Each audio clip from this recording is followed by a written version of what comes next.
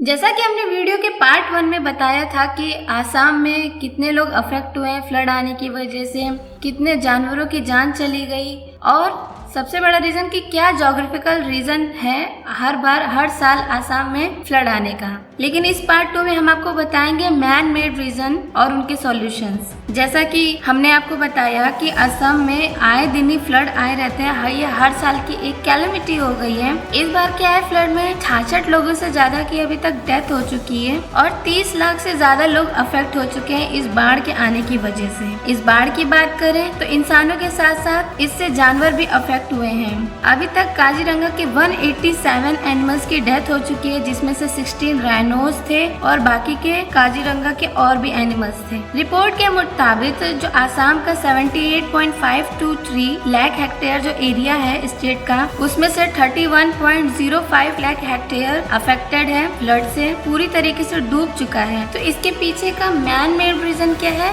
चलिए बताते हैं आपको। सबसे पहला रीजन होता है बैंक इरोजन का।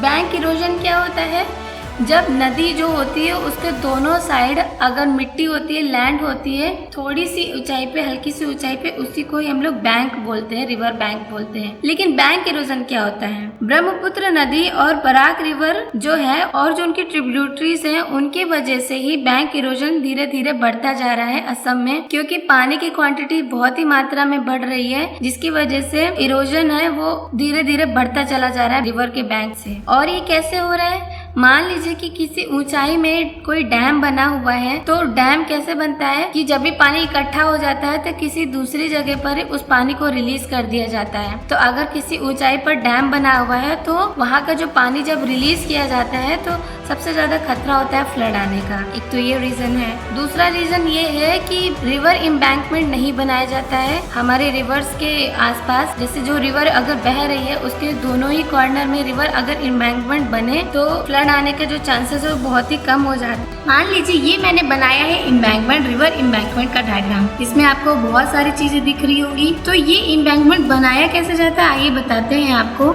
जैसे कि आप लोग ये देख रहे हैं कि ये कोई सी है या कुछ भी मान लीजिए वाटर बॉडी है, तो ये बीच वाला ऑप्शन है। ये अगर मान लीजिए कोई रिवर बह रही है आपका इस साइड में, तो रिवर के लेफ्ट साइड और रिवर के राइट साइड इस तरीके का एम्बैंक। अब ये एम्बैंकमेंट वर्क कैसे करता है चलिए बताते हैं। देखिए यहाँ पे कई सारी चीजें बनाई गई, ग्रेविटी वॉल है, डबल लेयर ब्रिक पिचमेंट है, सीमेंटेड कंक्रीट है, टिम्बर के बड़े बड़े खंबे हैं, बेड रॉक है, फाउंडेशन सॉइल है। तो ये सब है क्या, ये कैसे वर्क करता है। जैसा कि आप लोग रिवर बैंक के बारे में जानते हैं, तो रिवर बैंक उतने तरीके से काम नहीं करता है क्योंकि वहाँ पे सॉइल इरोजन होने लगता है। तो एम्बैंकमेंट बनाया जाता है। एम्बैंकमेंट क्या होता है, एक पहाड़ टाइप का बना देना रिवर के दोनों साइड में, जो की पानी के फ्लो को ओवरफ्लो करने ना दे। तो इस तरीके का कंक्रीट वगैरह बना करके, यहाँ पे पहले कंक्रीट वगैरह डाला जाता है, पत्थर वगैरह डाल करके इसको बनाया जाता है और फिर नीचे ब्रिक्स डाले जाते हैं ताकि जो नीचे के जो लेयर्स हैं वो इरोड ना हो सके, पानी में बह ना सके, और उसको पिलर का सपोर्ट दिया जाता है। नीचे बेड रॉक इसलिए लगाया जाता है ताकि मड की वजह से, मिट्टी की वजह से या बालू की वजह से ये खिसकने न लगे, तो इसलिए बेड रॉक लगाया जाता है। ये एम्बैंकमेंट क्यों बनाया गया है,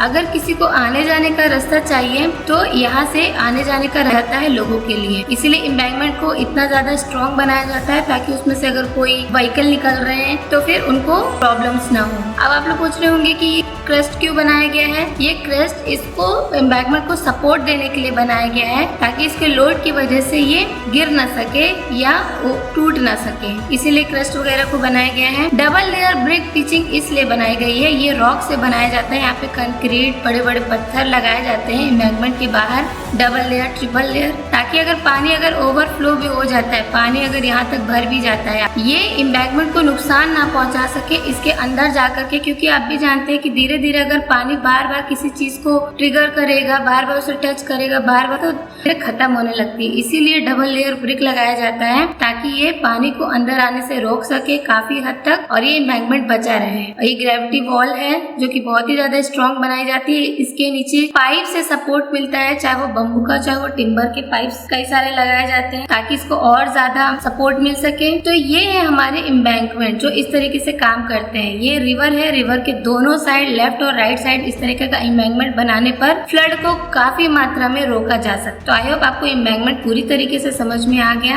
अब बताते हैं, हमने बताया था आपको कि इंक्रोचमेंट क्या होता है, ब्रीचेस क्या होता है। तो ब्रीचेस इसी में बता देते हैं आपको कि एम्बैंकमेंट में जब भी कोई दरार पैदा हो जाती है, मान लीजिए कि यहाँ से अगर कोई लीक हो गई चीजें, तो यहाँ से पानी का ओवरफ्लो होने लगता है। यहाँ से पानी ओवरफ्लो होने लगेगा तो इस एम्बैंकमेंट का कोई मतलब नहीं होगा। धीरे धीरे ये एम्बैंकमेंट पूरी तरीके से ध्वस्त हो जाएगा और इस एम्बैंकमेंट फ्लड को नहीं रोक सकता। तो इसी का मतलब होता है ब्रीचेस, या तो बीच में कहीं से दरार पड़ जाना या कहीं से टूट जाना एम्बैंकमेंट का। तो इसीलिए मैनेजमेंट का बहुत ज़रूरत होता है हर बार। इसी को ही हम लोग ब्रीचेस बोलते हैं एम्बैंकमेंट का। दूसरा हम बताते हैं इंक्रोचमेंट डायग्राम के थ्रू। आसाम में मान लीजिए कि ये बड़े बड़े जंगल हैं और किसी व्यक्ति ने यहाँ पे घर बनाने के लिए इसको काट दिया। तो इन पेड़ों की जो रूट है वो मिट्टी को होल्ड नहीं कर सकती। ये जो मिट्टी है इसको होल्ड करने की कैपेसिटी खत्म हो जाएगी।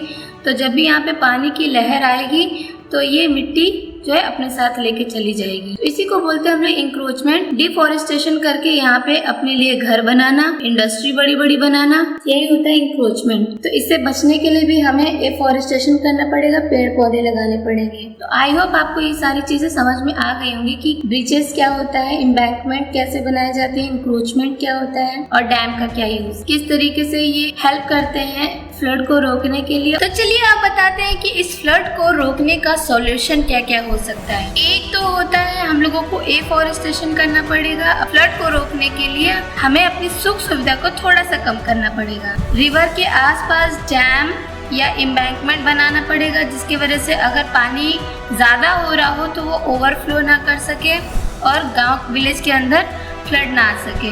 तो डाइक्स का, रिजर्वॉयर का, टैंक्स का, डैम्स का, एम्बैंकमेंट का कंस्ट्रक्शन हो। तीसरा हमारा सॉल्यूशन है कि मैन मेड चैनल बना सके। चैनल वो होता है जैसे कि अगर आपने देखा होगा विलेजेस में जो हमारे किसान होते हैं वो अपने खेत में पानी लाने के लिए चैनल्स बनाते हैं ताकि बड़े वाटर बॉडीज से चैनल के थ्रू उनके यहाँ पानी आ सके, चैनल बन सके ताकि एक जगह पानी इकट्ठा ना हो और फ्लड का रूप ना ले ले। और चौथा कि इम्प्लीमेंटेशन ऑफ प्रोजेक्ट, यानी कि हमारे गवर्नमेंट को बहुत जल्दी से जल्दी प्रोजेक्ट लॉन्च करने चाहिए और इसके ऊपर काम करना चाहिए, प्रोजेक्ट बनाने चाहिए असम। आई होप आपको सारी चीज समझ में आ गई होगी कि असम में इतना ज्यादा फ्लड कहाँ से आता है, कैसे आता है, क्या इसका जियोग्राफिकल रीजन है, क्या उसका मैन मेड रीजन है, क्या सॉल्यूशन है। तो अगर आपको वीडियो पसंद आए तो प्लीज इसे शेयर करिएगा, सब्सक्राइब करिएगा, लाइक करिएगा and press the bell icon for more updates. Thank you so much for watching till last. Have a nice life.